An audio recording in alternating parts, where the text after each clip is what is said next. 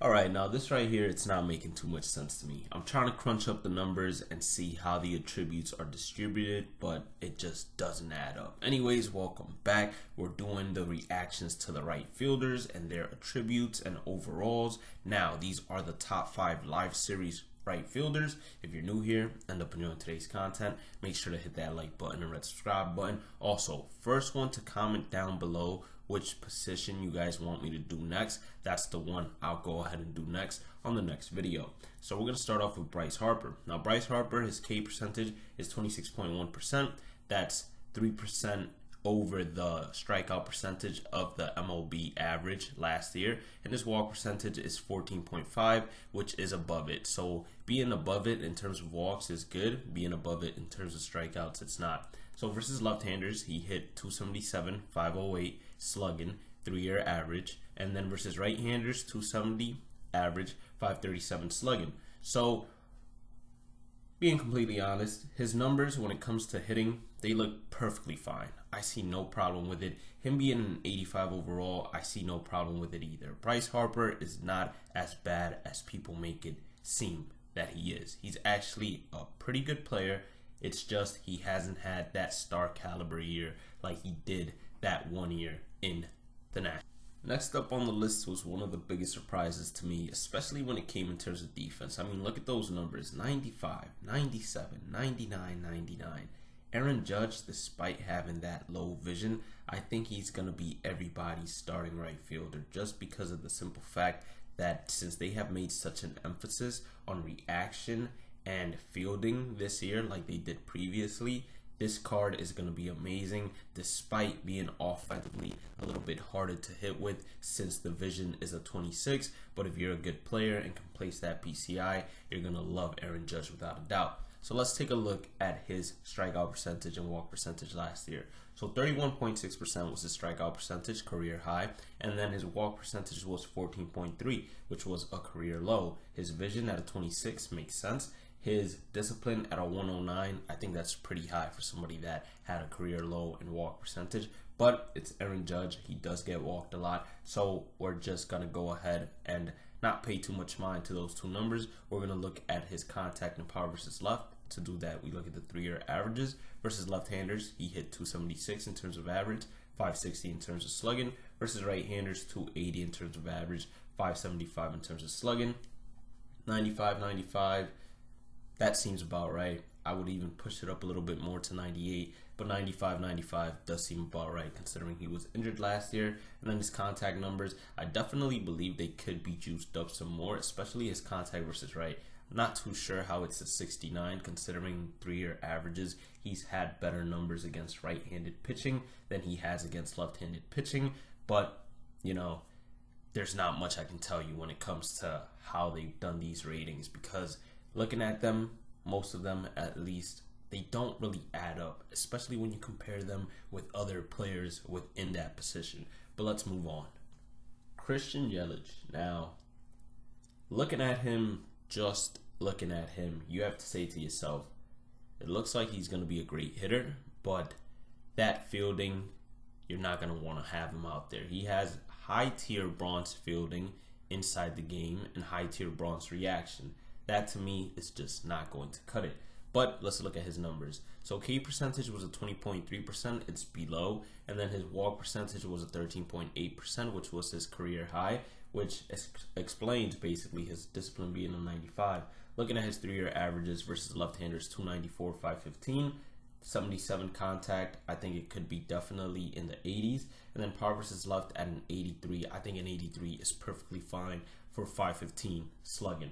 Now versus right-handers, 318, you see 103 contact versus right. That's fine, 100% fine. And then his power versus right, slugged 582, having 100 power versus right, that makes sense as well. So I think that his numbers actually represent him as a player. The fielding definitely has room for improvement, and he can definitely be one of those guys that starts off at an 89 and then jumps all the way up to a 92. Now, whether or not he will be a good investment, I highly doubt it because it's going to be more of a long-term investment for his fielding to actually be upgraded inside the game, and his hitting doesn't really have too much more room for improvement. So since the Milwaukee Brewers are most likely only to have him and Hader as the two diamonds, he is going to be a bit more expensive as well. So not really an investment in my opinion. Now we're finally seeing some players that I like personally, not because he's a Dodger, but because he's a Dodger. Now let's look at his numbers. So Mookie Betts last year, his K percentage was 14.3%, which is amazing. That explains why his division is at an 80. And then his walk percentage was a 13.7%. That was a career high for him. It explains the 92 discipline. Now, when looking at his contact versus left, you look at his 3-year average versus left-handers. It's been 311, so 84 contact versus left. He's hitting over 300 versus left-handed pitching. It should definitely be in the 90s. And then his slugging is 559. How in the world does someone who is slugging 559 versus left-handers get power versus left at a 65? That is in the same ballpark as Tommy Pham, whose highest slugging versus left, or I should say his 3-year average slugging versus left is 64. Or not 64, but it's 493, and his power versus left attribute is a 64. Mookie Betts is a 65, and Mookie Betts is above him by about 60 points in terms of slugging versus left 3-year averages. That makes no sense. And then you look at his average versus right. He's hitting 295. So an 82 makes sense. I would even push it to an 86, let's say. And then his slugging is 528. Now, Bryce Harper, pretty sure he had it in the mid-80s, and he's slugging 537 as a 3-year average. So how in the world is Mookie Betts' power versus right 68 instead of high 70s, low 80s? That doesn't add up either. He should definitely be closer to Bryce Harper, but I do feel like they do this on purpose in order to give him room for improvement if he's performing well, in order to upgrade him so he won't really be on the same level as Mike Trout, let's say. But to me, these aren't accurate representations of how the players actually perform in real life. He should definitely be, I want to say, at least a 91 to a 92 overall in this game.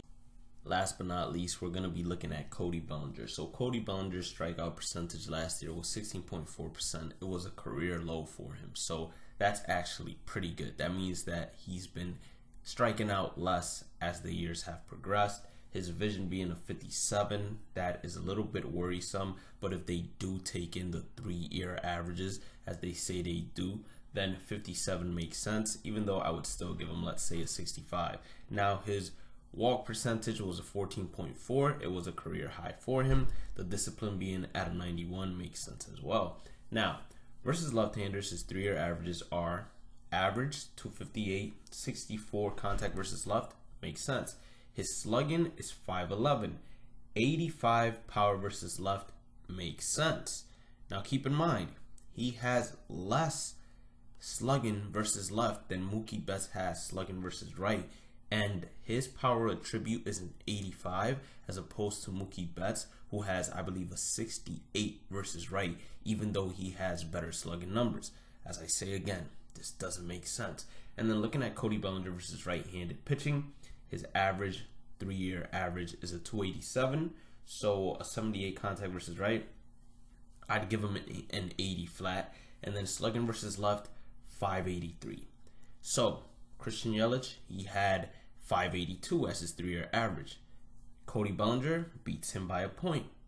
Cody Bellinger beats Aaron Judge by 8 points. And he has the same power attribute as Bryce Harper, whose slugging versus right is 537 as opposed to Bellinger's 583. Once again, that doesn't make sense. Cody Bellinger should at least have a 100 power versus right, just like Christian. But as I said previously, they do this on purpose, I believe, in order to not have these players be on the same caliber as the legends and flashbacks that they bring, and also to give them room for improvement so they can say, hey, look, we upgraded him based on his performance, and instead of juicing up the card to be on the same tier as the legends and flashbacks, they'll be on the top tier when it comes to live series players. But that's what we have for right fielders. Once again, if you want me to do whatever position you're most interested in hearing my feedback on, make sure you comment it down below. And as always, have a great day and night. Stay positive, stay blessed, stay safe, and I'll catch you all in the next one. Peace out.